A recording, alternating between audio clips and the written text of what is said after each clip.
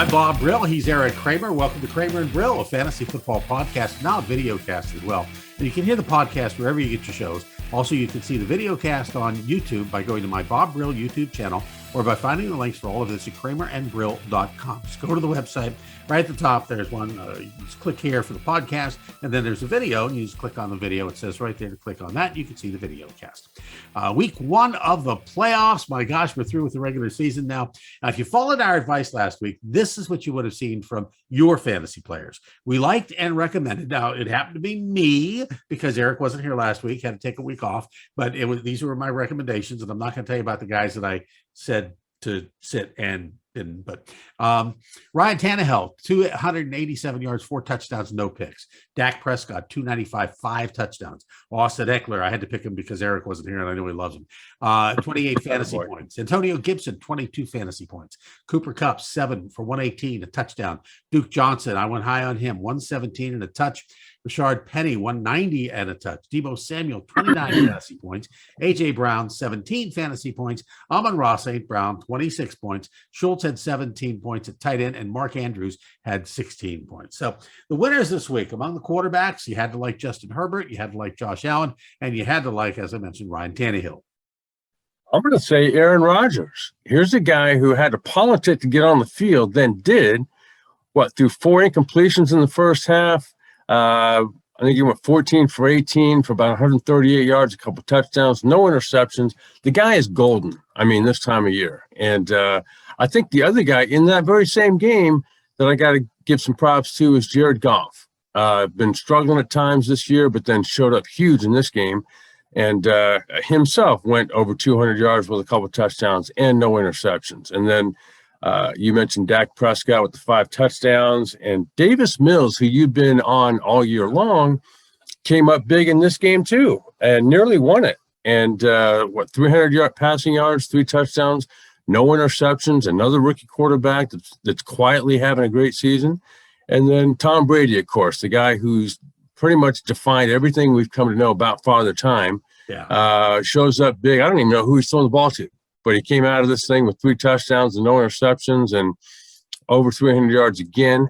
And Brashad Perriman, of all people, had 6 catches on the year, ends up getting 5 more for this game, and is their 3rd leading receiver after Gronkowski and I think Mike Evans. So there's a few good days in there for some quarterbacks. Yeah, on the running back side, yeah, I had Eckler, Jacobs, and Connor.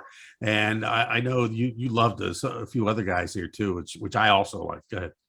Well, Rashad Penny, just these last few games, really last half of the season, has been coming on strong, and heck, went 190 yards. Is that right? And a touchdown. And again, handing Arizona their 4th loss in 5 games to end the season. Duke Johnson, you mentioned earlier in Miami, went over 100 yards and a touchdown. And then Alvin Kamara didn't get in the end zone, but with Taysom Hill only barely scratching 100 yards, himself went 146 yards, no touchdowns. But then Antonio Gibson also had a big day with going 146 yards on the ground and a touchdown versus the Giants. Wide receivers that you have to always like: Cooper Kupp, Deebo Samuel, and Mike Evans too. Yeah, and you mentioned earlier, and Amon-Ra St. Brown. This guy went 8 catches, 109 yards, but every time Goff needed a guy, that was the guy. And it didn't matter what down it was on, end zone. He got in the end zone once. And then, I think if you look at, they didn't have a great year, obviously. They only won, 2-3 games. But he is definitely a building block along with that offensive line, I think, moving forward. And then Darnell Mooney. Here's a guy that's kind of struggled with consistency, has shown flashes. Came out of this last game with 12 catches for 126 yards, even though he didn't get in the end zone. And then the guy that really, I think, nobody had a clue was going to go off was Juwan Jennings with the 49ers. 2 huge touchdowns, one to end the regulation game with, and then, rotating Chiefs. The rotating Chiefs weaponry, once you get past Travis Kelce and Hill, it's anybody's guess. But this week it happened to be the 3rd leg of that 4x100-meter relay team, McCole Hardman, who came up big with 8 catches and 103 yards, I think. I've always liked him. I remember when he was a rookie, and I thought he was going to break out at some point, and he finally is starting to show that under Andy Reid's tutelage. Well, the losers this week, and there's really only one loser here, it's the NFL for making a scenario that if two teams tie rather than try to win, they can both make the playoffs, keeping another deserving team out of the money rounds. And I'm going to let you talk for a second, then I'm going to jump in on this whole thing. All right. Well, it was, I was out to dinner and I see the Raiders are down.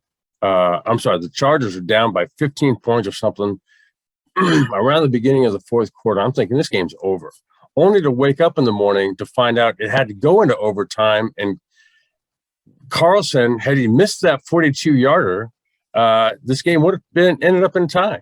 And you're right. I mean, I think the NFL having somehow, I don't think they thought of this when it started, but you're right. They created a scenario where both teams, and they talked about this in the lead up to the game, literally could make a phone call to each other and go, why don't we just get a tie? Like kneel down for the first 60 minutes and then call it a day. Or not show up. Just don't show up. Right. Everybody that has long COVID, and the whole thing is, and it's obviously special to me because the Steelers were affected. And if these two teams tied, the Steelers would have had a great storybook comeback, on their own for the last several games and squeaking in. If they tie, the Steelers are out. If they don't tie, the Steelers are in. It's just a matter of where they're going to go. Now, my scenario on this thing has been, and I've been holding it back here little bit by little bit, but the guys at work gave me a lot of crap about this because technically I wanted to make a $50 bet on the Steelers going all the way to the Super Bowl and winning it. And I wanted to do that before they played the Browns or before they played the Ravens. And so you can't make a bet in sports bet in California. So that was out. But so they were saying, well, just give the $50 to me. And I said, no, here's what I see happening. The Steelers make the playoffs and they start and they make their playoff run. And what do we talk about? We talk running game at this time of year and defense. The two things the Steelers are doing absolutely wonderfully. The quarterback play is terrible. The wide receiver play isn't that great, but the thing about it is defense and running backs carry into the playoffs, and that's what usually wins to get to the Super Bowl. So that's what they're doing right now. So I'm thinking, okay, here's the deal. This is what's going to happen. The Steelers are going to win all the way, and they're going to get to the Super Bowl. Somewhere in the middle there, Ben is probably either going to get hurt and be out a little bit or COVID, and Mason Rudolph's going to take over. Mason Rudolph's going to win those couple of games. They get to the playoffs, Mason Rudolph's going to be in COVID, and Ben's going to have to come over. They win, and hopefully they beat Green Bay because that's the revenge game. And it's a storybook ending like no other storybook ending. Great movie, great, but whatever you want to hold it to. And I'll tell you why this is a great storybook ending, because this year in the NFL is stupid. Everything in the NFL this year, whatever you think is going to happen in the NFL this year, the opposite happens. It's just crazy. So there you have it. That's my rant. The thing I feel tasty about over this scenario is that the Steelers get in because of the Raiders. Yes. I thought about that too. I was thinking, who would it be that would really, make that happen, because they're old rivals. They've hated each other for years, Right. And, like maybe Madden stepped down, and the guy who suffered all those years at the hands of the Steelers makes it happen. And it's all because he turned down the Steelers defensive coordinator job when he was offered it many years ago and took the Raiders head coaching job. But there's another topic we're going to talk about here, and that's one that's dear to your heart. And that, of course, is the Arizona Cardinals flop. I don't get it. And here, just a few weeks ago, I'm back in Las Vegas because a coach in college that I played for, Dick Sheridan, was being inducted into the College Football Hall of Fame. Steve Keim is there, who also went to NC State, and as the current general manager of the Cardinals, and to help build this turnaround that they've encountered. But what is with the last part of the season in the Cardinals? Not just this year, but last year too. I look back, they lost 5 out of the last 7 to miss the playoffs last year. Now they've lost either 4 out of the last 5, I think. 5, yeah. And yet, between seasons, they added A.J. Green, James Conner, J.J. Watt, and they've got one of the more dynamic quarterbacks. What's his name? Cliff Kingsbury's done well, it seems, as a coach. And yet, here they are again, had a chance to win the division, and then slipped and fell in this last week. And I don't get it. There's something there that's not allowing themselves. It's not like someone's stepping in front of them and pulling them back. They're kind of not allowing themselves to make that step up into the upper echelon of NFL teams. And I quite honestly don't get it. And the division they're playing in, they're dominating a couple of teams, and the Rams are the main competition. And the wild card game at SoFi on Monday night, which is kind of weird as well. And I don't know, can they overcome the Rams this week? We're going to talk about the teams later, coming up here in a little bit. But do you think that are they toast at this point? They seem to be. I can't say that they are, but they're a long way down that track where they're slip sliding this season away, because they were dominating. I mean, literally dominating, and people talking about them as the best team in the league. And all of a sudden, for a period of time, even though they were still winning, nobody was talking about it. Yeah. And maybe this is why, because there's something there that they don't have, that sort of like, we got you down and we're going to step on you to make you down. And if you're not down yet, we're going to throw you down in the process. And that little piece is with the Arizona Cardinals, for whatever reason, seems to be missing, because it's not like they don't have talent. I mean, on both sides of the ball, they've got. And they picked up Ertz. I mean, they added talent, the guys you mentioned, plus they added Ertz during the season, and he stepped up and been and Chandler Jones by himself this year at times, and a lot of times, has been a game wrecker. Kind of like Aaron Donald in a way, but on the edge. So Interesting. I don't get it. But then, like you said, they're going to have to step up come Monday and play a Rams team that themselves has probably underperformed at times, despite their good record. Really underperformed lately. And the fact that they couldn't win on Sunday, and now they're playing a wild card game instead of hosting a divisional game. So Saturday is our first playoff day. A bunch of games on Saturday. Got the Raiders and Bengals. I gotta like everyone here on the Bengals against the Raiders. The Raiders gave up 32 points in their overtime win over the Chargers, and I gotta like everybody, especially Mixon, unless he's out for COVID. If he's healthy, I gotta like Mixon. I'm with you, and I would say the same thing about the Raiders. I mean, sure, they give up a lot of points, but Carr's been playing well. Waller's back, even though he didn't put up big numbers. The fact that he is back, you know that he's the potential there. And now combined with Foster Moreau, they got one of the best tight end combinations in the game. You got Jacobs is running the ball great despite a rib injury. And then Zay Jones, Hunter, Renfro, and Brian Edwards make the other three. And if I had to choose just one of those three, I think I'd take Hunter Renfro. That guy's special. You know, he's that guy that it was like, every team on a winning streak for years has that one slot receiver who doesn't go deep. He's there. He's that guy that the quarterback loves to have, because he's going to find a way to be open, and he's a real gamer.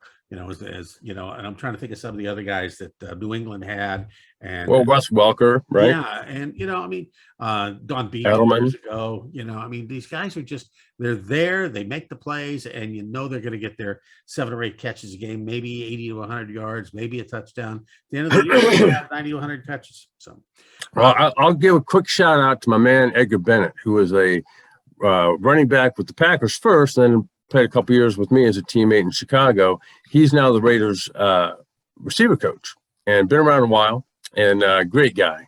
And so I know Hunter has done a lot of this just because he's a very savvy, gritty player. But as I understand, it was a walk-on at Clemson. And then, it's turned out to, so far, made his mark in this NFL. Patriots and Bills, I like both Harris and Stevenson as a tandem. And we usually don't say that when it comes to a Patriots team, but I am this time. And I think Mac Jones will be ready for his first game. They played Buffalo twice, so he should know what's coming. I'll look for Kendrick Bourne to play a big role here as well.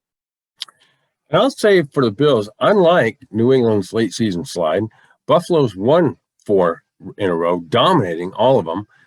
Offense is hot with Josh Allen. The Bills have even found the running game lately with Singletary. And then you've got Diggs and Gabriel Davis and Beasley that round out that receiving core.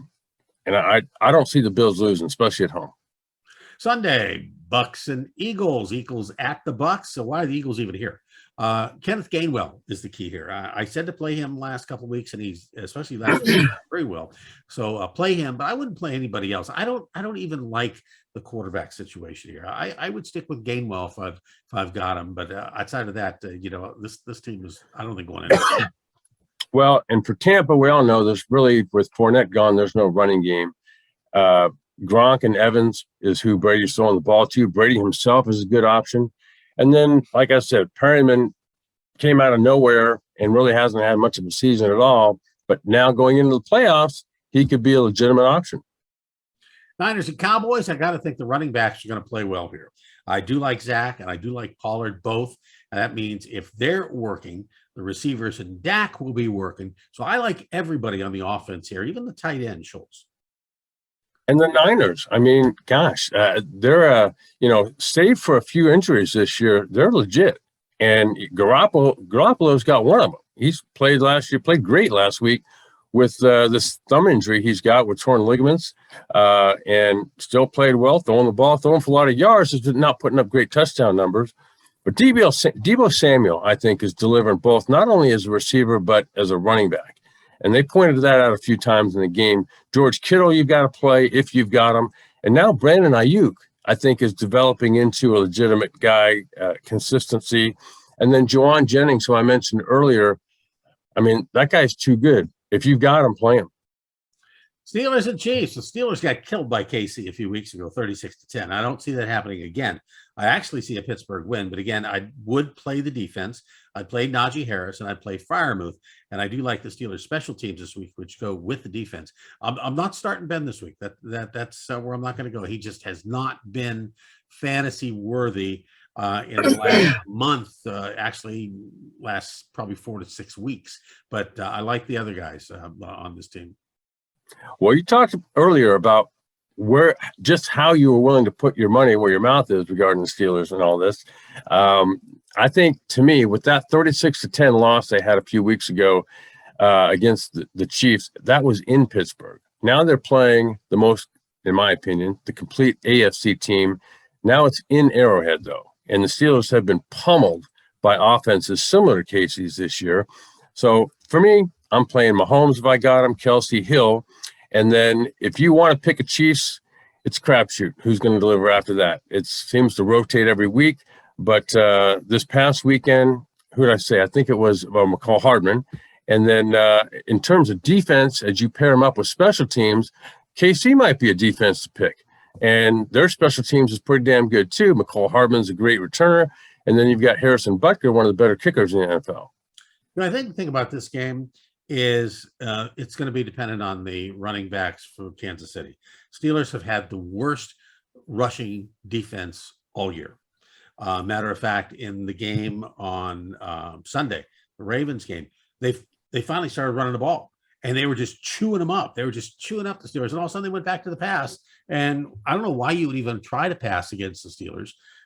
You're back to pass. You got TJ Watt, you got Cam Hayward, and you got some really good defensive backs. But the running defense, the rush defense is terrible, just absolutely terrible. So, by the way, did you happen to see Patrick Mahomes run about 2 or 3 yards past the line of scrimmage and then pass the ball?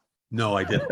I didn't watch anything. Like I granted, I was never a great athlete, but in all of my years, going all the way back to like 8 years old, I can never remember passing the line of scrimmage and then throwing the ball. So I don't know if Patrick Mahomes just in the future carries the ball. Yeah, he might be this game's leading running back. I mean, the Steelers have been giving up big chunks of yardage all year when somebody is running with the ball and not receiving it. But and going back to a couple of weeks ago, I know I talked about how the storybook ending with Steelers playing their Ben's final game in Pittsburgh, and you said, "Well, I hope for your sake all that works out." It worked out. It was great. I don't know if you watched the game or not, but it was probably one of the best game career-ending type of games or moments in I've ever seen in any sport. Are you talking about the regular season game? Yeah, the regular season. Last one in Pittsburgh. Yeah, I did see that. Yeah, it was incredible. Monday night, you got Cardinals and the Rams. Connor, 146 yards last week. Kyler Murray, along with Ertz. I'm liking these guys again this week. I just don't know if they can put it all together as a team to beat the Rams, but I like the individual players here. Well, and I agree with you, but I think the Rams' Achilles heel is the 49ers. And the Cards are in free fall, however. To me, with the Rams, he's a lock to produce, or Kupp is.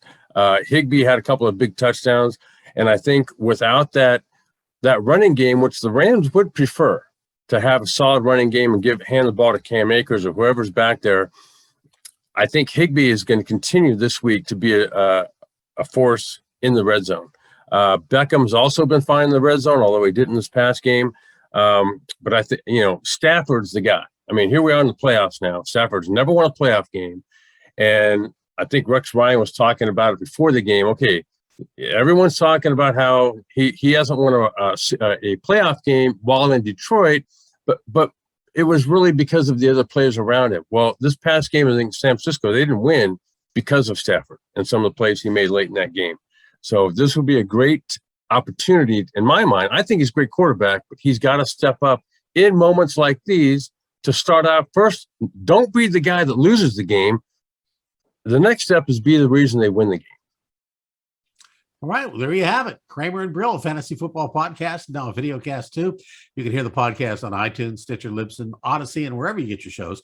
And now you can see the video cast on YouTube by going to my Bob Brill YouTube channel, or you can find the links for all of this at kramerandbrill.com. That's the easiest way. For my friend and colleague, Eric Kramer, I'm Bob Brill. We'll see you next time.